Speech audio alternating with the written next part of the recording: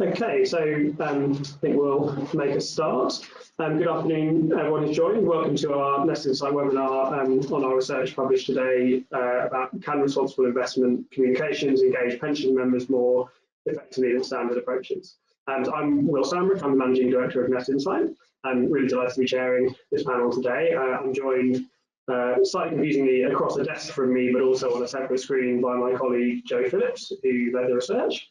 By Stuart Murphy, who is the head of TC Client Management, Legal and General Investment Management, who are our partners and funders for this work, and so we're very grateful for their support. And by Helen Kate Hardy, who is a content strategist at Tumello, who are a platform helping create greater transparency and engagement for investors over how their money is invested. And by Jeff Tukey, who is the head of pensions and risk benefits at Virgin Media O2. So should we kick off with a couple of bits of housekeeping? First, as ever, I think we're all increasingly used to doing these events online and as webinars these days, but that doesn't mean that nothing can go wrong. So if there are any technological glitches, please just bear with us during the session. We'll do our best to get things back up and running as quickly as possible. Hopefully there won't be, but please just bear with us if there are. Secondly, everyone apart from our panelists is muted. But we do absolutely want the session to be interactive and to hear from you through the session, including in particular with any questions that you want to put to the panel. You can do that through the Q&A box that should be there on the webinar platform. Those come through to me and I'll pass them out to the panelists. We'll get to as many of those as we possibly can. Just one thing to note, the screen is currently showing a number of equally sized boxes, some of which are people and one of which is a slide. If you click on along with the slides in, then that will change the layout so that you can see more of the content on the slides, and the rest of us will become a bit smaller, which I'm sure will be a benefit for you. And then finally, please also do just share and talk about the event on social media using the hashtag pension engagement. We'd love to hear your thoughts on social media if you can share the event as it goes on. Okay, so let's move on to the session proper. So in the last few years, there's been a real explosion of interest in responsible investment issues, but particularly, but not limited to, issues around climate change. On the asset owner side, that's led to a push towards integrating responsible investment objectives into portfolios. And on the end investor side, there's a growing recognition of the impact that people's investments can have, and that's led to some degree to increased investor engagement and more demand for action back on the asset owner side. And of course, the role of investment in the financial system was a big focus in COP26 earlier this month, so there's a lot in the national media around that as well. Some of this increased focus has led to a degree of optimism in the pension sector and the investment sector that this consumer interest in responsible investment issues might be leverageable to generate increased engagement by people with their pension savings. Engagement on responsible investment issues, but also engagement more generally. And some have suggested, in fact, that engaging people through these issues could perhaps go as far as even people making higher contributions to their pension savings as well. So we really wanted to test that and explore some of those ideas and some of those hypotheses in the real world. And that's what we've done in the research that we published today. So in a moment, I'm going to hand over to Joe to talk us through the headline findings of that research. And then each of our panelists is going to just share some thoughts, both on the research and on these issues more broadly. After that, we'll move on to questions from me and from the audience as they come in. So really looking forward to the discussion. I think it's a great topic. And on that note, I'm going to hand over to Joe. Thanks very much, Will. So last year we asked people in a survey what they thought about different ways of presenting information about responsible investment and environmental, social and governance or ESG issues in the context of pensions.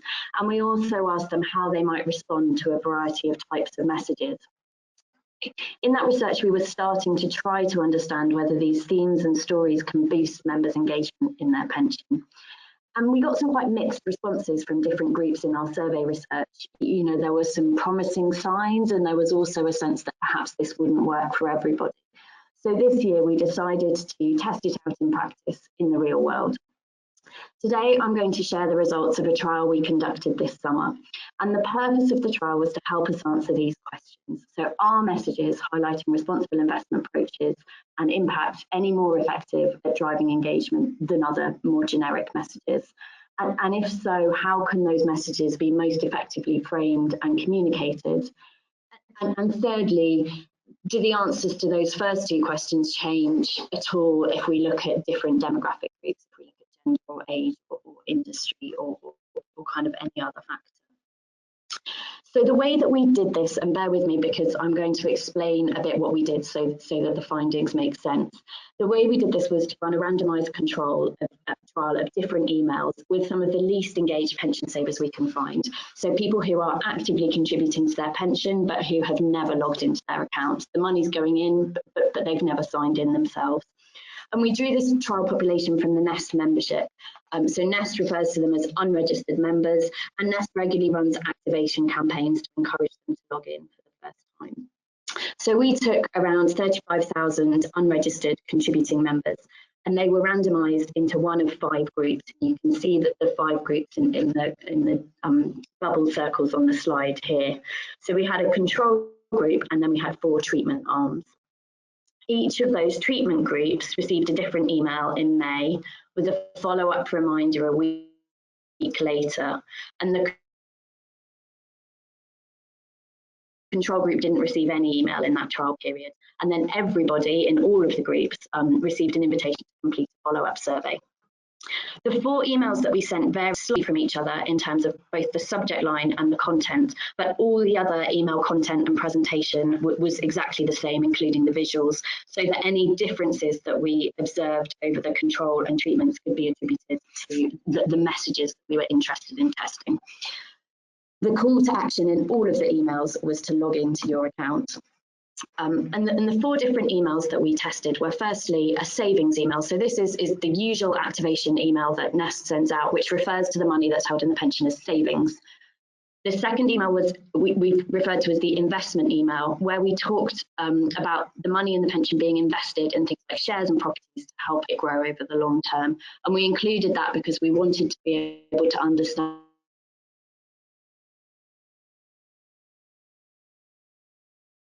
and whether it was something about talking about investment rather than responsible investment that was driving any difference we saw. And then we had 2 different emails that included information, the first of which had sort of quite a general message, and the second of which included that same content, but also gave specific examples of how NEST encourages companies to act sustainably. So it included the language, for example, by tackling climate change, building affordable housing, and treating workers fairly. 4 weeks after that first email was sent, we measured 3 different outcomes: whether the emails were opened, whether people clicked through to the NEST website, and whether they actually logged in and registered their account for the first time. And we looked at how those outcomes varied between the control group and the treatment groups, and we also looked for differences in different demographic groups, and also according to some sort of more attitudinal questions that we asked in the follow-up survey. So in the charts I'll share, and also in the full report that you can read from our website, anything relating to the savings email is in the pink colour, the investment email is in the blue, and we use a dark purple for the more general responsible investment message, and a lighter purple for the specific responsible investment email, the one that included the examples. So what did we see in the results?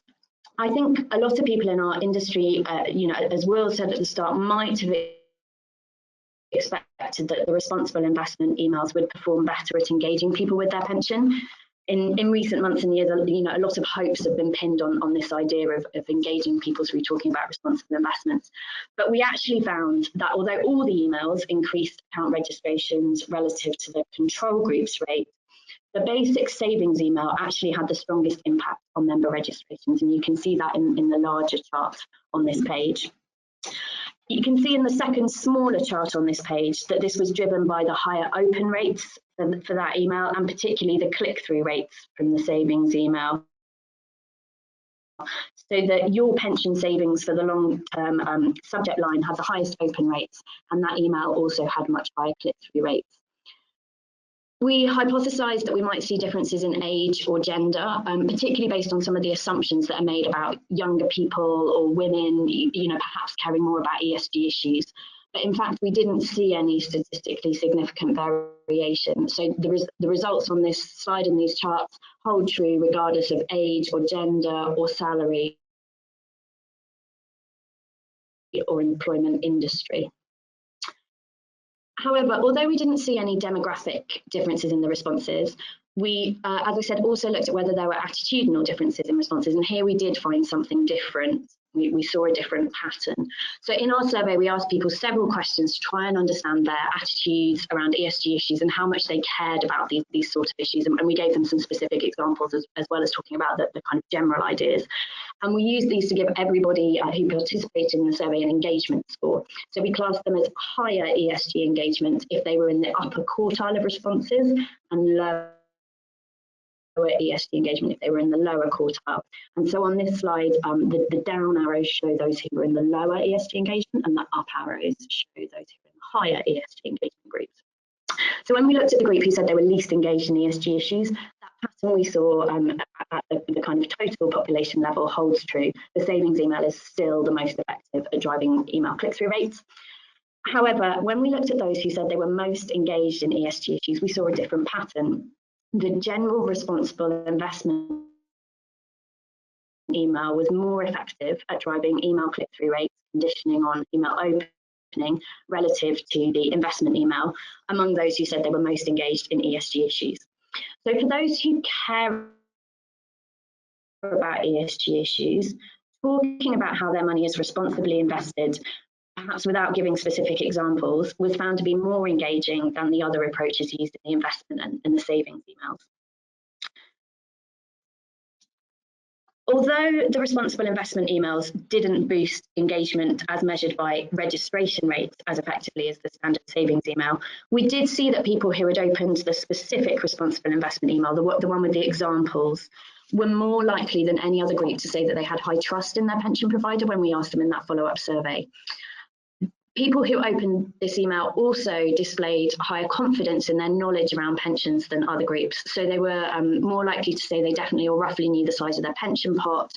They were more likely to say they knew how much they would have saved by the time I retire.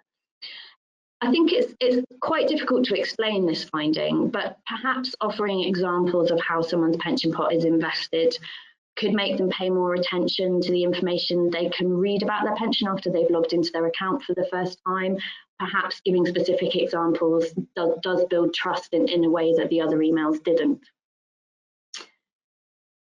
Through the follow-up survey, we were able to explore whether there are any differences in the knowledge that people reported about key aspects of their pension saving between those who had registered and logged into their account for their first time when compared with those who didn't register. And this included looking at whether they knew their contribution amounts, how much money is in their pension. And we did see significant differences in self-reported knowledge when we compared the group that had registered with the unregistered group, as shown in the table here. And I'm sharing this finding because although there are no differences between the treatment groups, this doesn't vary depending on which email people got. I think it's important to note that that first account registration can be the first step in an engagement journey and can be a door opener to other types of engagement and confidence and knowledge. And every activation campaign is an opportunity to get as many unregistered members as possible to take that first step towards engaging with their pension, which can lead to that growing confidence and knowledge and possibly further action. And I think this demonstrates the importance of choosing the most effective message for the engagement goal, and when that's an unengaged group of people, thinking about, you know, what's the most effective way to get them to take that first step on their engagement journey. So to sum up, we think the findings from this trial suggest that if that engagement goal is first-time engagement, if we're trying to reach a disengaged group, that keeping the message quite simple and very focused on the call to action is likely to be more effective, and actually sort of the potential of overcomplicating the message or bringing sort of too much into that first contact could have an opportunity cost. However, we're really not saying as a result of this trial that responsible investment messages and stories don't have a role to play. And I think it's really important we saw that amongst people who care about ESG issues, they could be more effective at driving engagement. So if we can identify populations for who that's true, we might make different choices. We also saw that in our earlier research that talking about responsible investment and giving the kinds of examples of how money is invested can help with building awareness that the pension savings are invested, and can help with that sort of part of knowledge and engagement that sometimes people need to understand. And then finally, you know, we saw indications in this trial that if the objective for the communication is to build trust or to build knowledge, that actually a responsible investment might have a role to play. So I think there was some surprises in the findings. I think there is further learning to do, but we're really excited to have taken the theory and what we see in surveys into the real world and see how it works in practice. Great, thank you, Jo. I understand we're having some issues with the sound quality, so I hope people were able to hear most of what Jo said there. I'm now going to hand over to Stuart for some comments in response. Stuart. Well, hopefully the sound's okay from my end. So I suppose to start off, I suppose, just in terms of the reason that we were so keen to support this research and work with the NEST team. We over the last few years have done an annual survey looking at different generational thoughts around ESG and the impacts of it. And one of the sort of key stats that came from it, and certainly in the most recent survey we ran, was that 83% of members said they would be more engaged if they felt their pension was having an impact. So we have the theory there that responsible investing could be, if you like, a silver bullet, a way to drive that engagement. And this research was sort of a perfect example of a way to draw that out. And I do think the findings are really interesting. I'll call out some of my thoughts around you know, how in particular that plays out. And I think Jo touched on a really important point there in terms of the slide that's still on actually, but the wrap up point around that awareness. I think from the work that we've done working with Tamello, and don't worry Helen, I'm not going to steal any of your thunder here hopefully, but one of the key bits of sort of member feedback we get is how few members actually understand that the pension contributions they make are actually invested in real companies. So they may well care about ESG, they you know, clearly care about the planet, pay, diversity, but they don't necessarily associate that with their pension. So I think part of this building of the build out of the awareness in using responsible investing, I think we've got a long way to go to sort of start drawing that through. The bit that I loved from the research personally was the 66% of members that had the responsible investing specific email that said that they trusted their pension provider. For me, that trust equals value in the pension they've got, that equals engagement, and that equals, you would like to think, sort of increased contributions and buy-in into it. And one of the other stats that we've seen going up within the ESG research that we do is members, you know, the percentage of members saying that they would contribute more to their pension if they felt it was having a sort of a positive impact. And that went up to 24% in the last year. It was a 50% jump in members that said they would potentially pay more in if they felt it was making a difference. So so I think, you know, we need to hang in there, I suppose, in terms of how we use it. Surprises undoubtedly were the levels of sort of registrations, I suppose, in terms of like sort of typically 4 or 5% depending on the different email types. And I think my take on that would possibly be the fact that there is this generic messaging side of things, and I think personalization is going to be key to this. It's focusing on things that really resonate with members, isn't it? And you know, an example of that would be our video pension benefit statements we've been running for a couple of years, where we personalise, they're specifically sent to members with the details of their pension, you know, talking to them in terms of their name, how much they're going to get in retirement, those types of things. And the engagement rates we get from that are brilliant. I mean, typically 50% click-through rates on emails.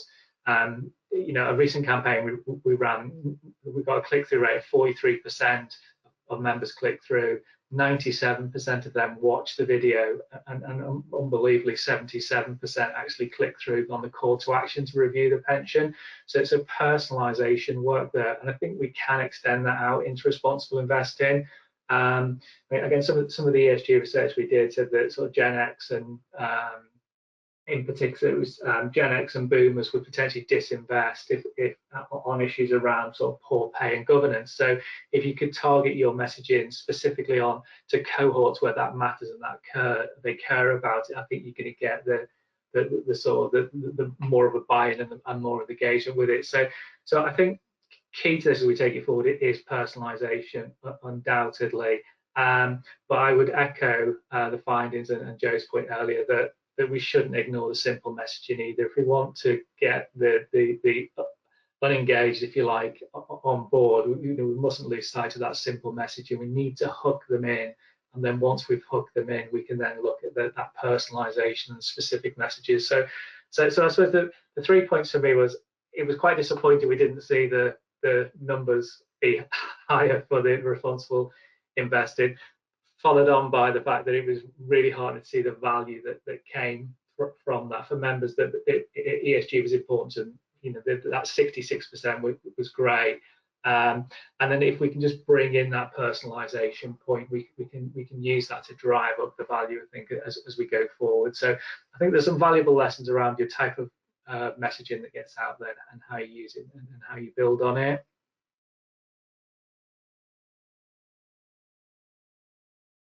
I think a bit more about, should we be optimistic or disappointed by what we've seen in this research, kind of in some of the questions afterwards. But before we get there, Helen, perhaps I can pass over to you. Yeah, lovely. Thank you. And thank you for having me. It's great to be here. And Stuart, don't worry, you haven't stolen any of my thunder. It's complementing quite a lot what I'm going to say, which is great. As mentioned, I'm from Temello, and we're in the business of showing investors what companies they're invested in, really trying to bring that to life and enabling them to vote on issues they care about through the platform, showcasing AGMs which come up in the companies that they're invested in, and giving them equal sides of those stories and helping them to vote and tell their fund manager what they think. So I would like to focus today a little bit on the emails that we send out, because that's our kind of primary way of engaging people and reminding people to come to the platform. And obviously this is where we really talk about ESG issues a great deal. So just to share some learnings, one of the first thing that we have really learned is not to alienate people from the start. We've discovered that even using the term ESG is a no-go for us. That will immediately turn people away from their screens. Even so, using the word environment, still too broad. As Stuart said, people are really looking for a much more personalised experience. I mean, I would say, just to make the assumption, we have made assumptions that if you care about the environment, say, that doesn't necessarily mean that you care about all facets of the environment. You might care particularly about plastic waste and not so fast about carbon emissions. So we have learned that we can't make these generalizations that everyone's going to care about everything in the same sort of levels. I guess a good analogy would be, everyone loves a Disney film, but before you say let's go watch Disney, everyone's not going to sit down until you've told them, well, is it going to be one with Beauty and the Beast, or is it going to be one with a lamp and a flying carpet? Like, you need to work so much harder from the outset to get people to sit down and engage and take action. So that's what we've sort of focused on at Temello, is to really focus on the detail and try to sort of explain the concept up front. One good example, or one sort of analogy I would put forward, is on the environment example. So last year during AGM season, there was a collection of shareholder proposals from some big names, some big name banks and airlines. They were climate focused. They were focusing on whether they should align with the Paris Agreement goals, and also cutting investment in fossil fuel companies. We saw these as really big hitter votes that people would be really, really engaged with. So we put these 4 votes together on an email with some simple icons and a synopsis of what each vote was about. Kept it really simple, sent it out, thought it would drive loads of engagement. And while it did engage, it wasn't as much as we thought. So in analysis, we wondered why was this? And one of the things that we took away was there was too much choice. So again, back to the movie theme, I'm sure we've all been there, where we've all tried to decide as a family what to decide on Netflix. No one makes a decision, there's too much choice, and we all kind of walk away. That was a similar sort of gist to this sort of email. Again, the language was too complex. We didn't work hard enough to explain what the Paris Climate Agreement was. We used the word ESG and emission targets, scope 1, 2, 3 emissions. Immediately, that was probably a bit too scary for some people to actually really want to engage with. But in contrast, we recently released an email about a relatively lesser known Australian mining company, and the vote was, and we really tried to tell the story about what the shareholder proposal was about. It was about asking that the company no longer just cease all fracking until the government had put in some regulations about protecting certain landmarks. Earlier in the year, a very sacred landmark had been blown up by a rival mining company. And so what we did was we just simply told that story, and we saw a huge boost in engagement, because ultimately, you know, as Stuart and Joe mentioned, this was a sort of a human interest story. It was tangible. So the learning from that was ultimately that the storytelling will always prevail.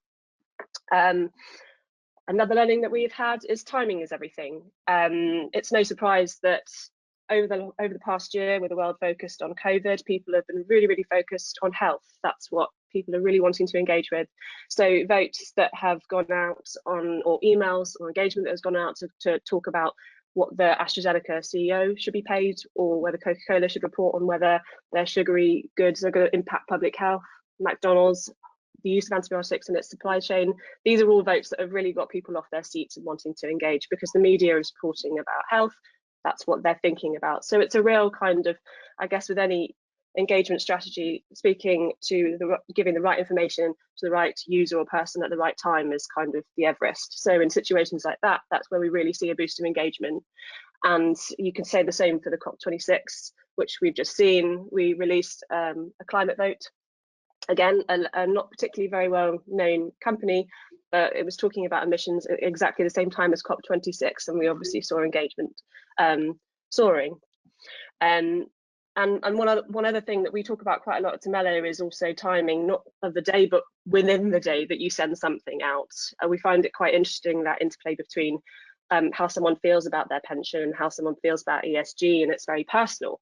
In one respect, ESG is very personal. It's connected to your values and your feelings about, you know, all of these issues, but then your pension feels sometimes connected to your work, and you don't really know when you're supposed to be interacting with it. So we often have to think very carefully about when we send an email out, whether it'll be something someone wants to do while lying on the sofa or on their phone, or whether they want to do that at work.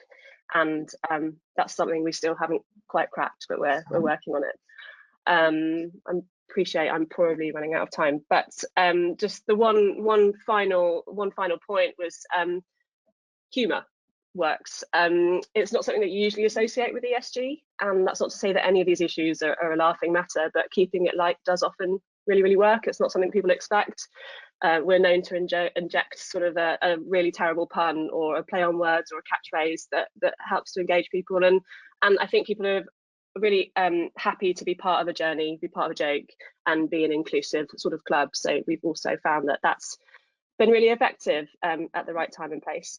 So just to summarise, a few things that we keep at front of mind when we're creating ESG themed content is to make sure we're not alienating people from the start, make sure we're not pigeonholing them in any way, tell the story, consider the timing and the current affairs that surround it, and have some fun with it. And that's me, thank you. Great comments, thank you, Helen. And then just finally, going to hand over to Jeff.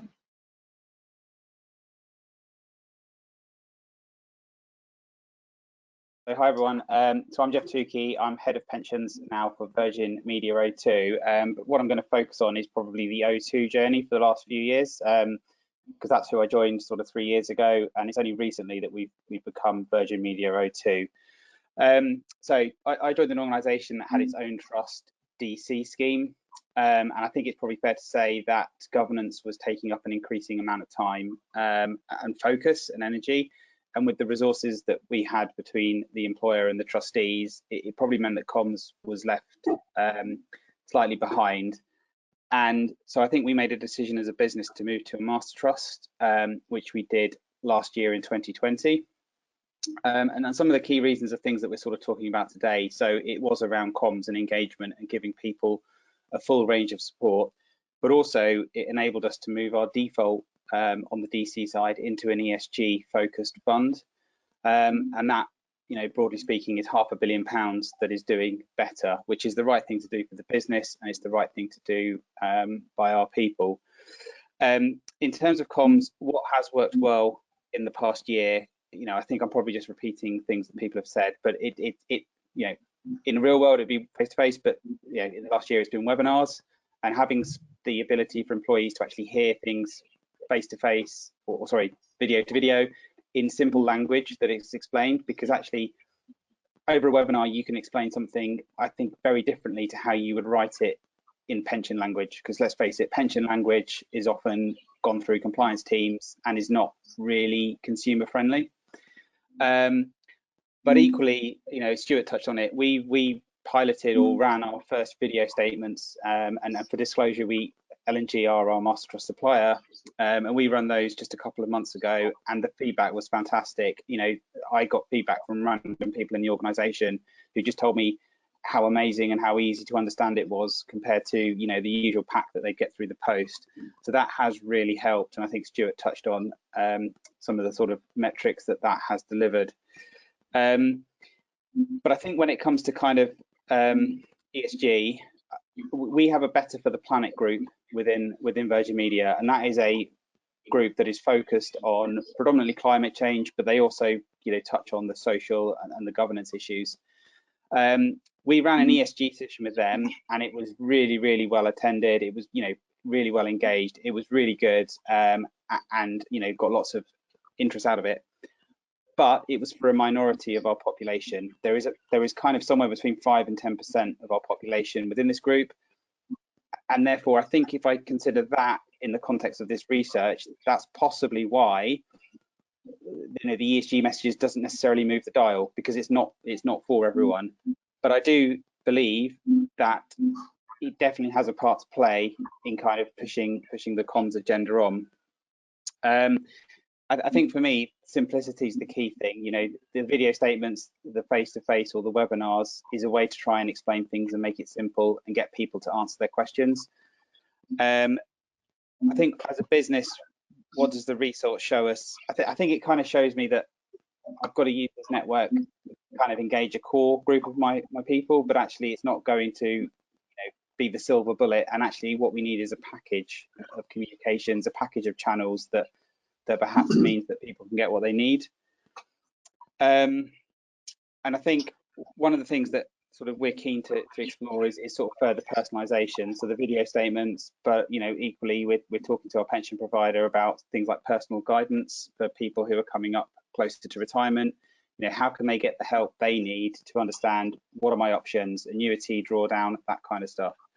I think at the younger end as well, probably for all people, what we're going to do in the next few years is explore wider savings options. So that will be, rather than having something that's called a pension plan that perhaps turns people off, we'll have a savings plan. With pension will be a core part of that to meet our auto enrolment requirements. But actually offering things alongside pension, providing you've met your auto enrolment, you could then put money into an ISA or a lifetime ISA, or perhaps you need some money to pay off debt.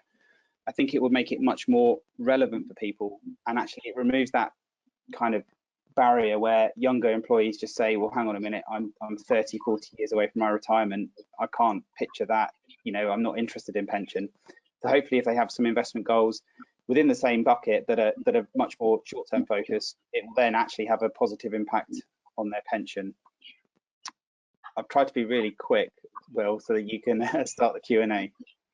Great, thank you, Jack, and thank you all for some really great comments. So we've already got a couple of questions in from the audience, but please everyone do add in further questions if you have them. And in the meantime, I'm going to kick off with a couple of my own. I guess, Stuart, you said we kind of all hope this might be a silver bullet, and to some extent, I think this research says, well, it's at least in this form not a silver bullet, but there's still in the comments people have made a lot of optimism about what can be done through the lens of responsible investment to drive greater engagement. So I guess interested in each of your views. I'll go around in turn on kind of, should we remain optimistic that even for those who are kind of disengaged, this is a way in, or is it more a way of taking a subset of people who are already engaged and interested in these issues and sort of bringing them further in? Could this be the thing that gets the sort of really disengaged people more engaged if we do it differently, or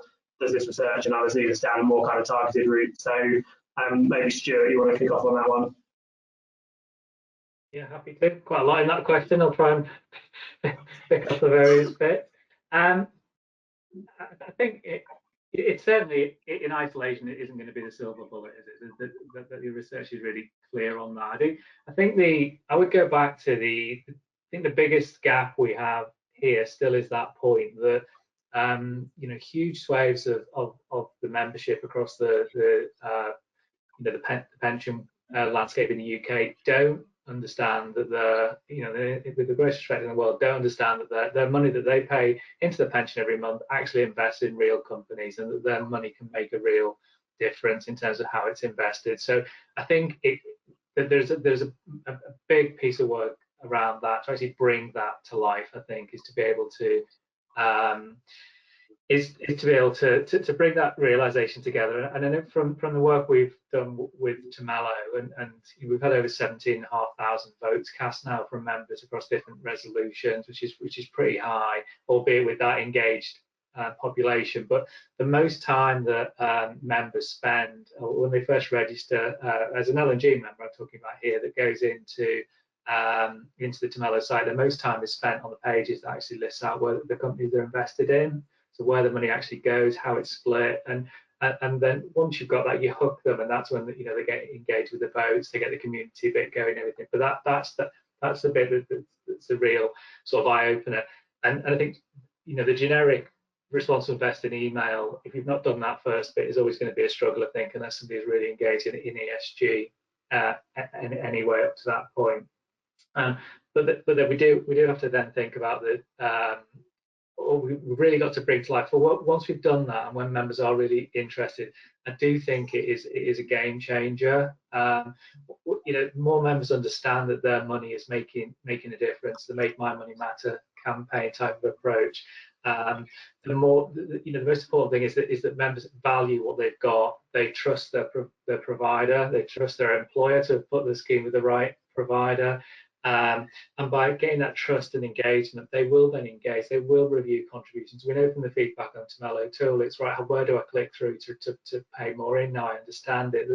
The evidence is there that members will do it. So I think we've got a great opportunity with the ESG engaged population, but we shouldn't completely rule out the population that don't yet understand the link between the fact that that's where their pension monies go, and that's why it can make, their money can make a real difference in terms of where it's invested. And keep going back to the point, and Jeff touched on it, the personalisation of it. The more we can make this personal and relevant to the members, the better, I think. And lots of other industries are able to do much more of that personalised nudging, personalised messaging, in retail sector. But until we get the hoped for change to sort of the pensions landscape from the advice perspective that allows some personalised guidance, and we're always going to be behind maybe some other industries that can be a lot more personal in their messaging. I'm sure in Jeff's world, you're able to do far more personalised sort of messaging into your customer base than we're able to do in pensions land. So we do need that change in legislation as well to help this. So I gave just as long an answer as the question was, I think. Hopefully that's okay. Thanks, Joe. And yeah, there are some other questions coming in. So just any quick additional comments on that topic, Helen, and then Jeff. Sure. Yeah, and I'm really optimistic, because I think that we've only really sort of scratched the surface on growing this kind of population of ESG sort of savvy investors and people who want to engage. I think that E of ESG has been something the whole industry is focused on, the environmental aspects, and we've got the social and the governance side, this whole kind of massive piece that we can focus on. I think Jeff mentioned that there was a specific internal group in the company that talked about climate issues, but people who want to talk about social and governance ones, they need a home as well. And I think that we could help to create that infrastructure for people to be having those conversations and to have that kind of community. This year, it was a record number of social justice proposals across AGM season. There's clearly an appetite for people to be talking about things that aren't just the environment, and I think that's an area that we could focus on. I'll pass on. And Jeff, anything to add?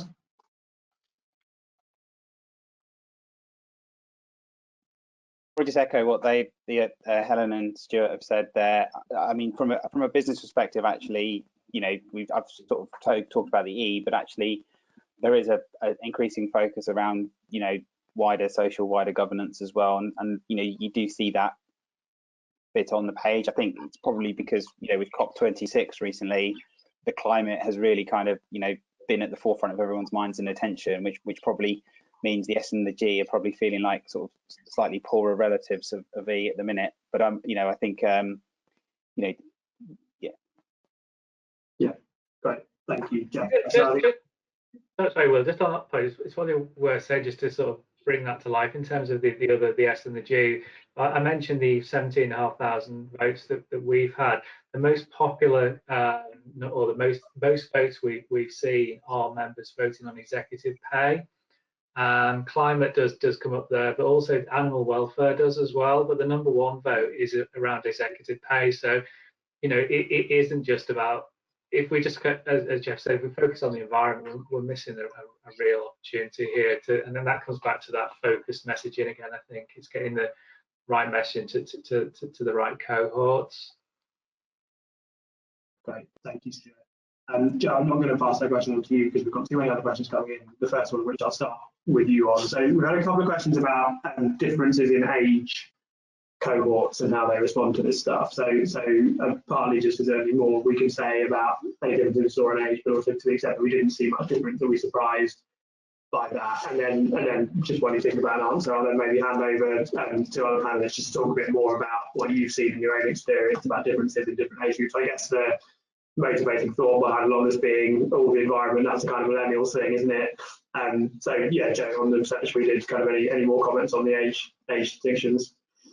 Not really. We looked really hard and we kept looking because I think, like many in the industry, we started out at least to test the hypothesis that younger people care about this stuff more, younger people are more likely to act, and we just didn't see that. We didn't see any differences by age in the way that people responded to the emails.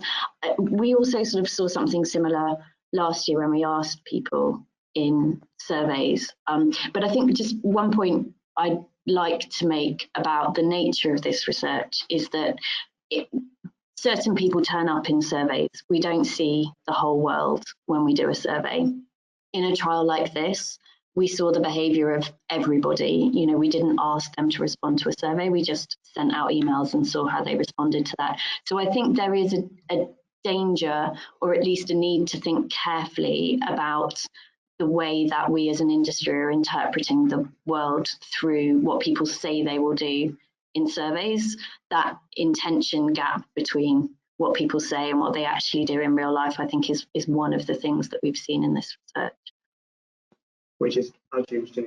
Another question, another observation we've had in the comments, that there's a real difference between what people say they'll do and what they actually do, and it's definitely something that kind of comes through in this work. So Helen, on the age point, and you've talked a bit about different groups sort of maybe being interested in different issues. What do you find? Do you have data that breaks down levels of engagement by different age groups, and what do you see in that data? We do see breakdowns of different age groups, but like Joe, we have not seen any trends that are particularly, you know, that we could really pick out as having age groups or sections of people that are particularly interested in certain areas. We do just see really different behaviour across the board. So yeah, I'd be lying if I saw some specific demographic trends to report. So I think we're saying the whole this is all about targeting millennials thing might be a bit of a myth, which is probably good to know. Okay, we're going to move on rather than having everyone answer all the questions, just to make sure we get to a couple of different ones. So one of the questions we've had is, does the industry need a single format to calculate or demonstrate the kind of ESG values of a fund as a basic way of helping people to measure between funds and companies? So maybe Stuart, start with you on that one. Oh, that's a tough one. I think it's quite difficult to do, isn't it? I mean, how do you give a score against it? I don't know. Do you? It's I think that's a really tough one, and I think I'd be a little bit nervous about it as well, because the responsible investing, it is all around being responsible. It isn't just about disinvestment, is it? So from an investment manager perspective, it's really easy to disinvest from companies that might not be deemed as green as they could be at this point. But by having that active engagement with them, and L&G will always vote, they'll always engage, and they'll work with companies that are certainly within, say, the oil sort of sector is working with them. The companies that are working on a path to green, a path to net zero, they're needing to generate income to achieve that, and we work alongside them. It has to be. It's impossible to disinvest from everything that's bad, because who buys it? We have to work as a pension industry to work with them to drive that responsible investing path. So I think if you have an overall industry score against, I don't think that necessarily shows the full picture, does it really? I think it's incredibly important to bring to life where the money is invested, what the votes are, which way your investment manager as a member is voting, how they're looking to influence, again through the Trello tool, that will bring that to life, whether it's been votes, why LGIM have voted in a certain way, what course of action we're taking with them. So that education piece. So I think it's incredibly important to have a way for all members to access this and to be able to understand it. I think my honest gut feel is that it would be dangerous to go down an industry sort of score or point where, because of that responsible investing point, there's more to it than just putting a score on and disinvesting. Right, thank you, Stuart. I guess, Jeff, I mean, just flipping that around, I mean, you talked about O2's decision to move to a master trust and take the opportunity to shift the default investment strategy a bit as well. I mean, how easy did you find it to sort of judge between potential providers on these kinds of measures? Would some kind of common measurement have been helpful to you, or actually was it more than that? Well, I think we sort of had to look into it in a bit detail. We took some expert investment advice as well along the way. I think it was clear. I mean, we did a sort of market review 2 years ago, so perhaps the market has moved on since then. But I think for us a key thing was that the default itself had ESG at its core, because I think it's easy to pick a pension and say, over here there's some ESG friendly options, but we know, I know from my schemes that 90% plus people just stick in the default, either because of inertia, like they've never looked at their pension, or because actually they look at it and they actively make a choice to stay there because it's a sensible kind of transition from growth early on into sort of, I guess what we'd say, more investments more ready for retirement when you get close to that period of time, or simply actually the investment information is quite daunting and actually people just like the message, oh, there's a set of trustees who know what they're talking about, have designed the default, I'll just stick in that and bury my head in the sand. I think going back to the sort of previous question, if you did have a sort of single rating for a company today, I think a bit like when you get the energy certificate for your house, it gives you the score today and it gives you the potential. I think the potential score is also really, really important, because actually we could have some big companies today, your oil majors, who on the face of it today are not, very carbon neutral, let's put it that way, but actually they will all have different plans as to how they are going to transition to clean energy, and actually that in itself could be a big differentiator between which of the oil majors actually the likes of LGIM invest in, and why.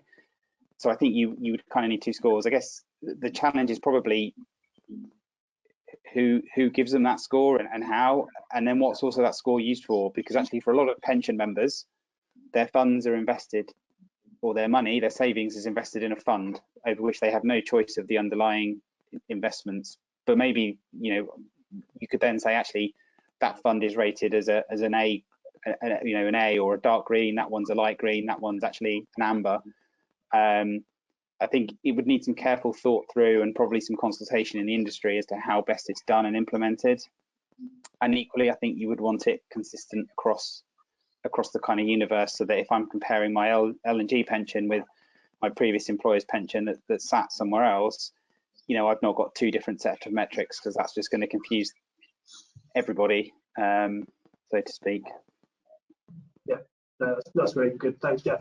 I think we've got time for a couple more questions. If there are any other burning questions people want to get in, please get them in quickly now. But I've got a couple more I'm going to pick up. So the next one, Helen, is specifically for you.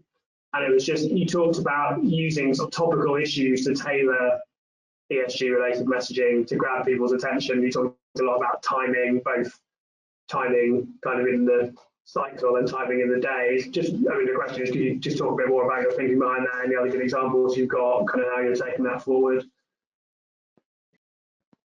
I think it's more about, yeah, just, I mean, it is just about sort of watching what's happening sort of generally, yeah, with current affairs, and being able to sort of sample what the sentiment of people are feeling and what messages they're receiving. I mean, I'm trying to think of some examples recently. I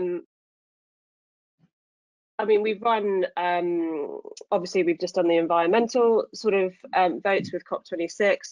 We've run recently the AGM on Nike, and there was quite a few kind of human rights proposals with that one about sort of cotton sourcing in the supply chain.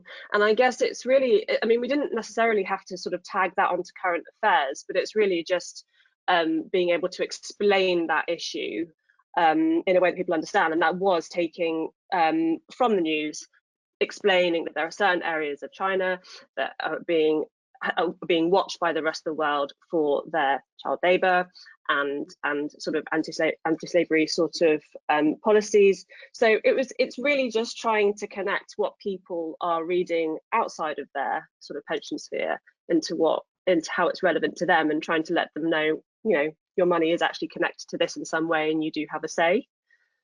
Yeah. No, that makes loads of sense. And I guess follow up from me, really, I was fascinated by the time of day thing. Is that, I mean, is that presumably is more a test and learn thing? I mean, you're just observing that there are different times of day that work better, and what are you doing with that? Yeah, we test it, sort of, we're testing it all the time, and sometimes, and it will literally differ on the week. You know, if it's a half-term week that people, you know, there'll be a lot of people off, and leading up to Christmas, that people are going to be accessing their emails and their information and wanting to make those decisions of reading a vote and absorbing it and making an informed decision at different times of the day. So I guess, yeah, we're testing it all the time, and that only varies. That really varies between mobile users and desktop users as well. So we're watching that. And yeah, again, not a huge sort of differences that we're seeing in terms of demographics, but we have seen differences in workplace, and whether people are going to be in their offices receiving this, whether they're going to be out on shop floors or you know, out in the industry. This is all ways that we're trying to catch people at the right time, because what we have realized is that people want to, when they want to act, they want to do it there and then. And that's when you're most likely to engage people. So it's very unlikely that people will read something and come back to it later, as much as we would love them to. It's about there and then, and being able to ignite their kind of emotions and say, right, this is how I'm going to make an impact today. So yeah, it's catching it at the best time. It's completely fascinating. Loads more to be thought about there, I think. Final question for Joe. Joe, you talked about the need for sort of foundational knowledge building about the fact that pensions are invested and move people on from the savings frame as a sort of precursor to then talking more to them about responsible investment messaging as a sort of foundation for it. But the question is, how does that relate to using responsible investment messages as a mechanism for building basic knowledge? Is that, do the two things have to be distinct, or could there be ways of using the one to drive the other? No, I think what we saw in the research suggests that you know, we didn't see significant differences between the investment email and the responsible investment emails. However, you know, we saw some of the other differences in terms of trust, and I think everything that Helen has shared about, you know, the kind of stories that you can engage people with, all of that suggests to me that if an objective for communication is to help people understand their money is invested, that a responsible investment story of one kind or another is probably going to be a more emotionally engaging way to do that than just talking about sort of stocks and shares in the abstract. And I do think, you know, I think people are primarily motivated by what do I get out of this, and the sort of basic factors for a pension message are kind of how much money am I going to get when I retire, kind of what do I do if I need to do something to adjust that, and we wouldn't want to get in the way of any of those messages. But if people can feel good about the fact that their money is doing something good in the world, if that builds a kind of positive emotional engagement with the idea of a pension, if knowing that my pension provider is looking after my money responsibly and thinking about the long term, and these kind of stories about sustainable investment strategies help people believe that, you know, I think there is a role for that, and probably that's going to be more powerful than sort of talking about investment in the abstract. Great, thank you, Jo. And I think we haven't quite got to all the questions, but I think that's a good time to start to wrap up. So if you did ask a question we didn't quite get to it, apologies. I want to say a huge thanks to the panel, to Jo, Helen, Stuart and Jeff. Thank you very much for joining us. I hope the people who joined us have found it useful, both in the handout section of the platform and the chat section. There should now be links both to the full research report and the press release, so please, if you haven't had a chance to engage those yet, please do. And of course, if you want to talk more about any of these topics, do get in touch with us offline. We'd love to pick up with you. But thank you all for attending. Thank you to the panel, and look forward to seeing you all soon. Thank you very much.